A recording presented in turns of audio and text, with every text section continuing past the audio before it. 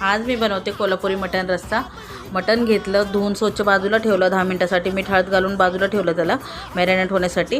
नंतर त्याला मग त्यासाठी मसाला काढला, कांदे घेतले, कांदे खोबरा सगळं वाटण घेतलं, हिरवं वाटण सगळं घेतलं, मिक्स करून घेतलं, वाटून घेतलं, भाजून वगैरे वाटून घेतलं, त्याला बाजूला ठेवलं। नंतर त्याला मग मटण शिजायला घालताना त्यामध्ये जरा थोडासा कांदा घातला, तेलामध्ये चांगला परतून दिला आणि त्यामध्ये कोथिंबीर घातली, मिक्स करून घेतलं सगळं। नंतर त्याला मटण मॅरिनेट झालेलं ते घालून घेतलं, मिक्स करून घेतलं, चांगलं 3 शिट्ट्या काढल्या मी मटणाला। आणि नंतर त्याला वाटण्यासाठी मी कांदे भरपूर घेतलेले होते, ते सगळं वाटण ते केलेलं मिक्स करून घेतलं, चांगलं तेल सुटेपर्यंत भाजून घेतलं आणि त्यामध्ये कोल्हापुरी मसाला टाकला, तो मिक्स करून घेतला आणि आपलं मटण शिजलेलं त्यात घालून घेतलं, मिक्स करून घेतलं आणि गरम पाणी ओतायचं। खूप छान झाला हा रस्सा, तुम्हाला पण नक्की आवडेल। अशा पद्धतीने करा आणि माझ्या चॅनलला लाईक आणि सबस्क्राईब करायला विसरू नका। थँक्यू।